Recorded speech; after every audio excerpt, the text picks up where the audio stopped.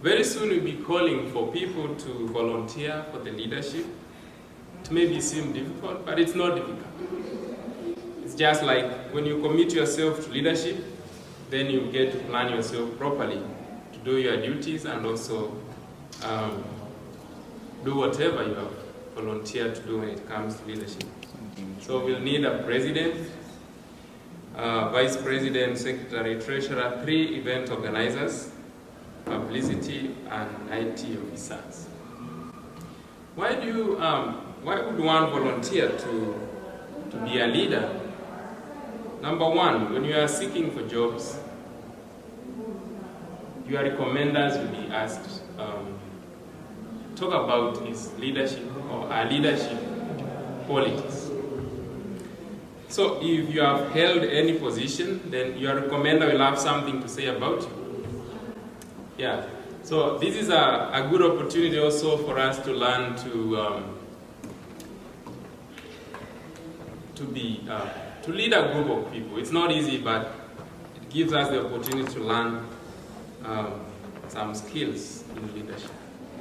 Good evening, everyone. My name is Shyra Lynch. I currently serve as a career advisor and an instructor for EDHE 301 Career Life Planning.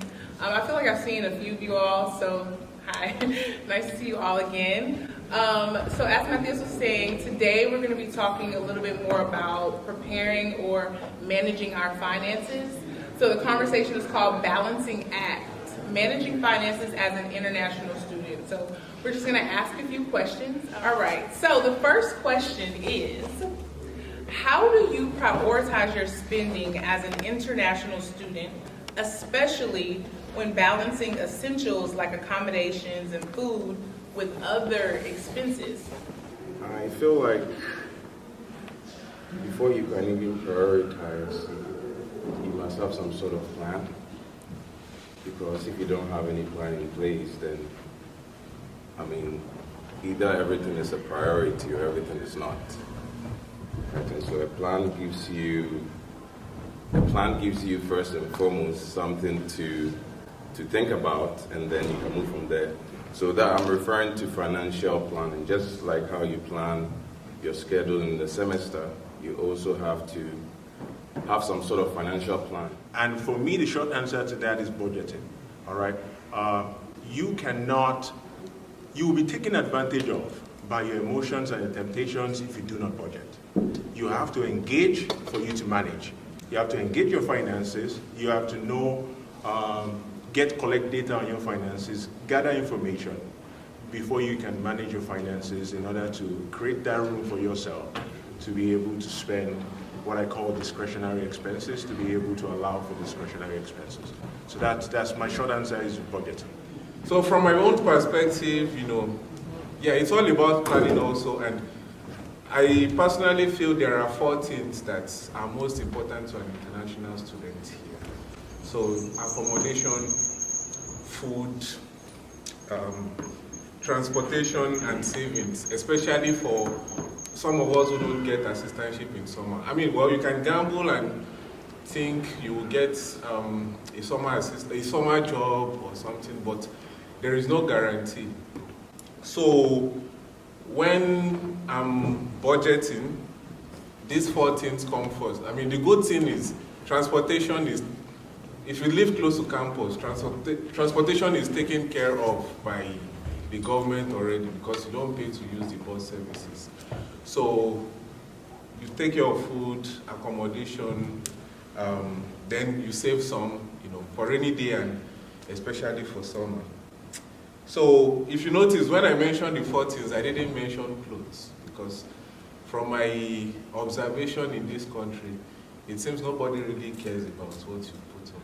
So one thing that I'm hearing that's kind of in common with all of your experiences is environment definitely plays a big role into how close you're paying attention to what's coming in and out. He literally was in and out, paying close attention.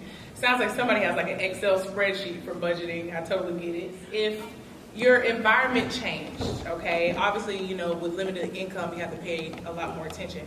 So let's just say you started making more money, okay?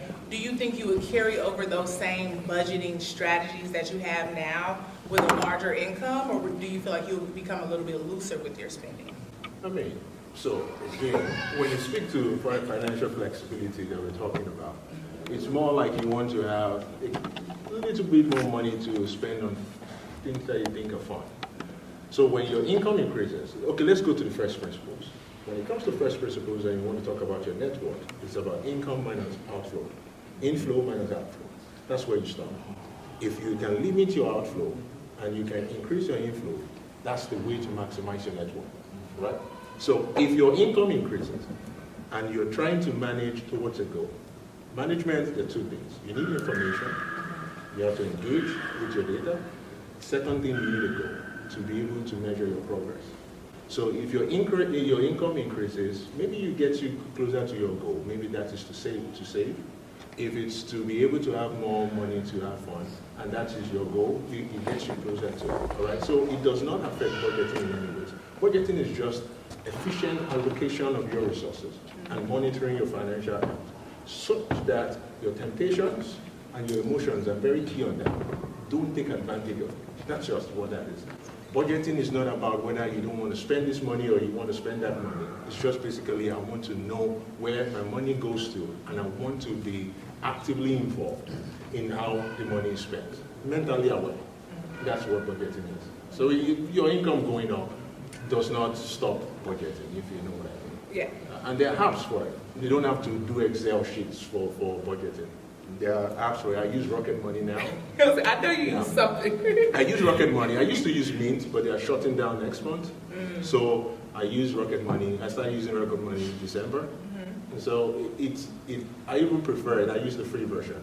And you can budget on there. It gives you several categories on how to budget. I mean, use the data to make informed decisions about where your money should go in the next month. And depending on what your goal is, it's going to be easier to achieve. I mean, it still comes down to your financial plan. You see, what happens is that usually people also increase their expenses in proportion to how much their income increases. And that, what is the plan for that? Why are you doing that? Is it that you want to live from hand to mouth, or you really want to live a comfortable life? And so, what is the plan that you have for yourself? And even before I continue on this panel, I would like to say that this is not financial advice. Yeah, that's important. This is no financial This advice. is what I think I would do if I were in that situation, or I have done in the past. And so I believe everybody is seeking for some level of financial independence. Is that true? And so what you want to do is to always spend less than you earn. And so if you have an extra source of income, or you have a bump in your income, what you want to do is probably maintain your same lifestyle level of expenses, so that you have a lot more to do other things. So when I talk about other things, I mean savings and investment. Usually what I do is, okay, I know how much I make. I know my check every 2 weeks. So the one in the middle of the month, I don't pay rent from it. So the one at the end of the month, I pay rent from it. So I know how much my rent is. So before the semester starts, I mean, you don't have to do this, but usually what I do is I know the exact amount I'm expecting, and then I plan, all the expenses for the entire semester ahead.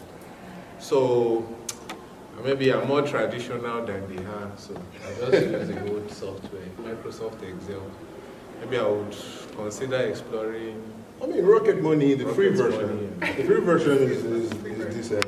I think, all these apps are fancy and all that, but that's what you're saying. The most important thing is to know where your money is going, right? And anyhow you can begin to budget. That's what we are trying to sell here. You have to budget. You make budget, but I think making budget is the easy part. Yeah. When you make your budget, stick with it. And I think that takes so much discipline.